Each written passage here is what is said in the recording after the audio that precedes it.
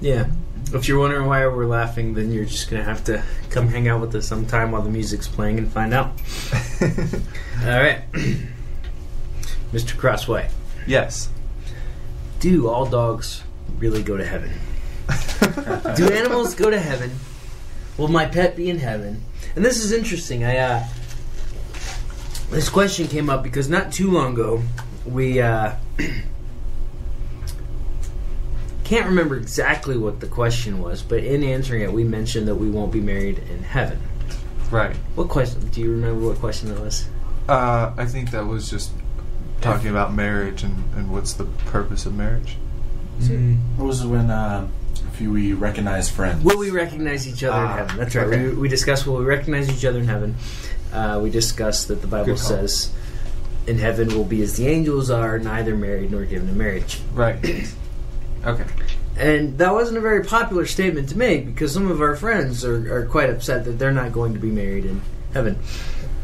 Or more along the lines, they just think we're wrong, which is fine. We'll find out when we get there. All right, but that leads to this follow-on question.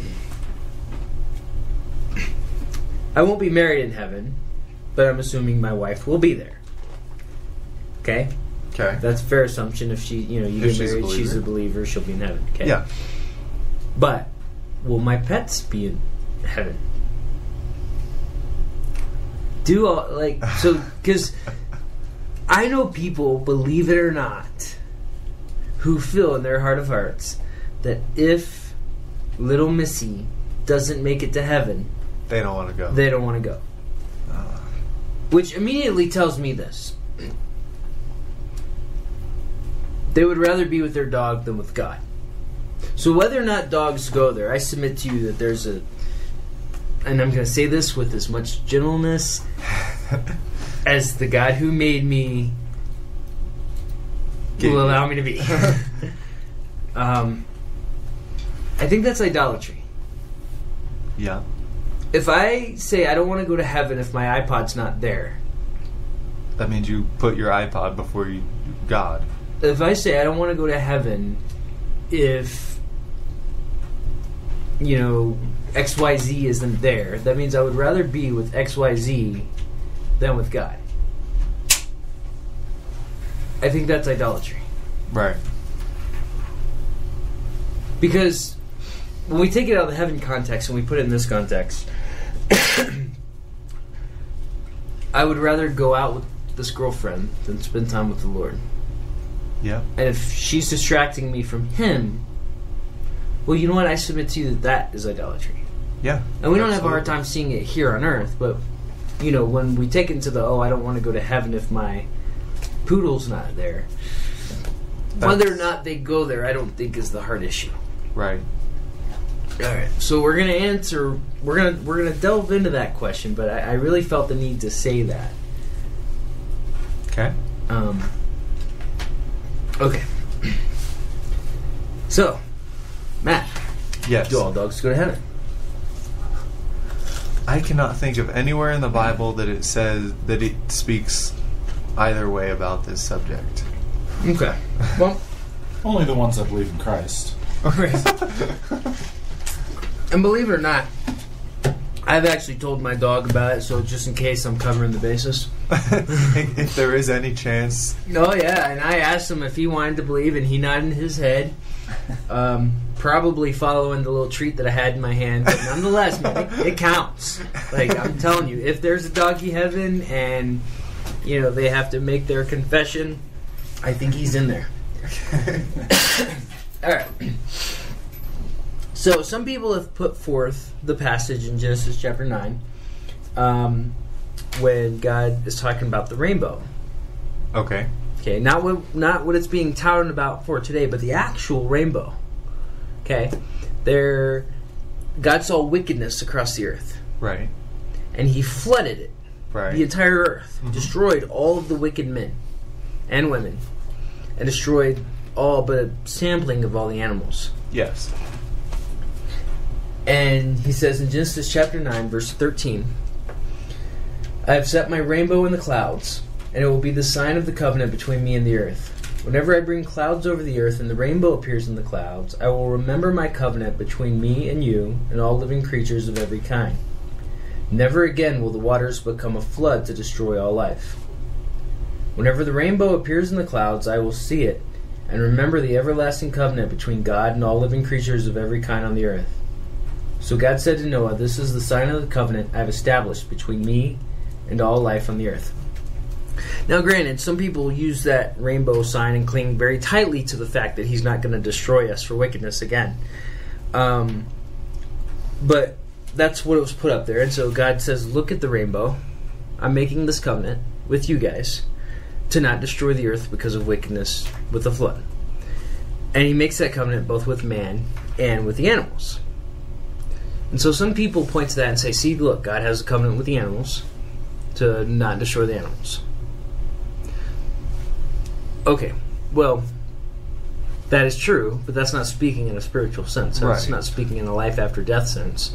That's just a promise not to flood the earth. In the same way that it doesn't mean that everyone's going to be going to heaven. Right. Because I can be as wicked as I want to be, and I can put on a rainbow shirt and be glad that the Lord's not going to destroy the earth because of my wickedness, but that still doesn't mean I'm going to heaven. Right. Okay. All right, so a lot of people that feel that animals are going to heaven cling to that verse.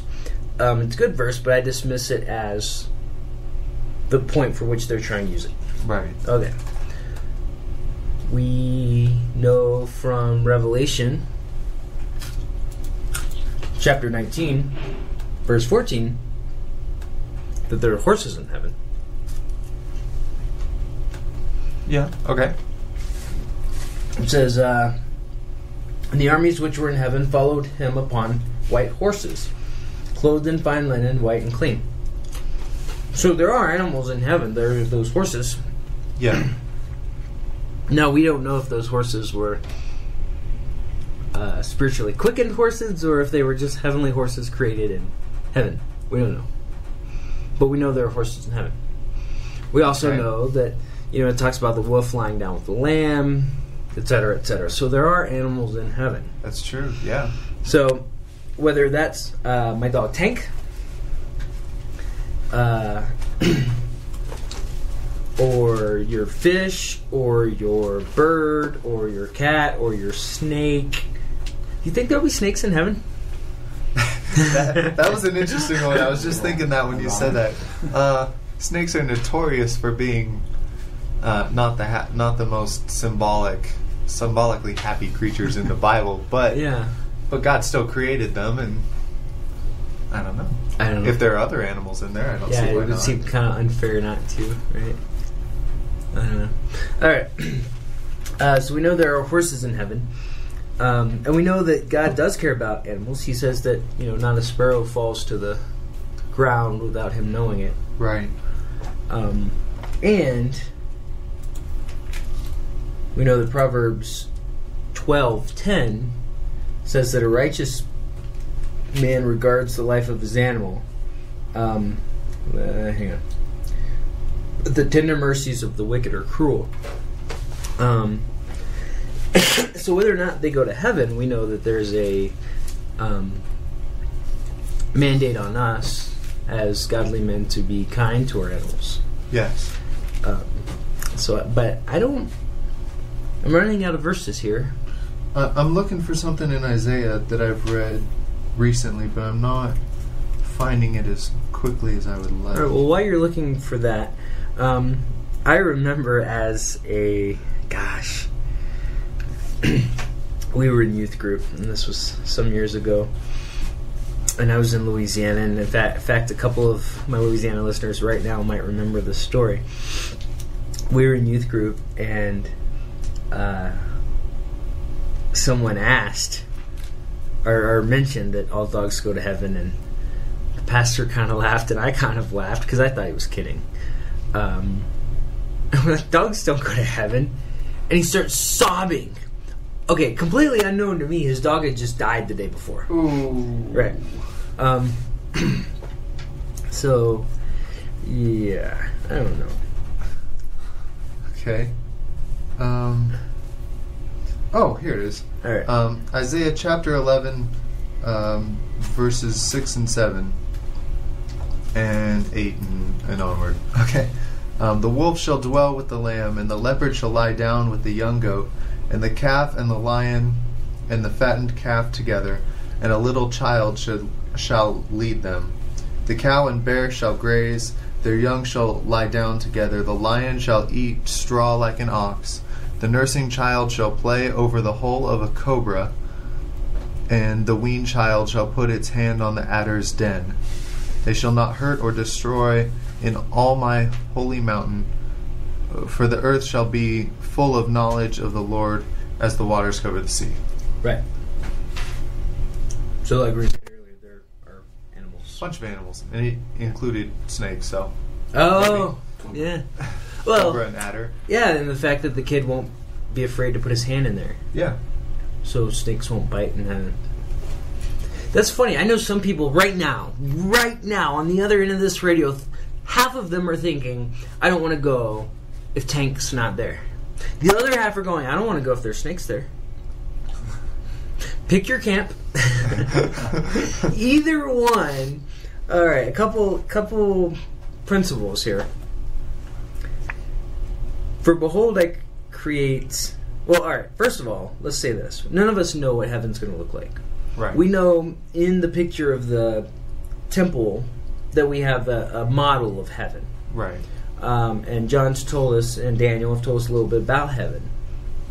But like Paul said in 1 Corinthians chapter 2:9, eye has not seen, nor ear heard, nor have entered into the heart of man the things which God has prepared for those who love him. We don't know what it's going to be like.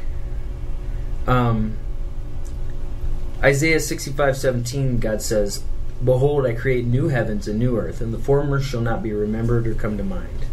So whatever it is, it's going to be a new thing. We're not going to be longing for what was left behind. Right. And finally, I'd like to point this out. Psalm 84:11 says, no good thing will he withhold from those who walk uprightly. So I think the remembrance is this. One, my dog's not mine. Right. I've been given a stewardship of my dog, but ultimately he belongs to the Lord, and the Lord will do what the Lord wants to do with him.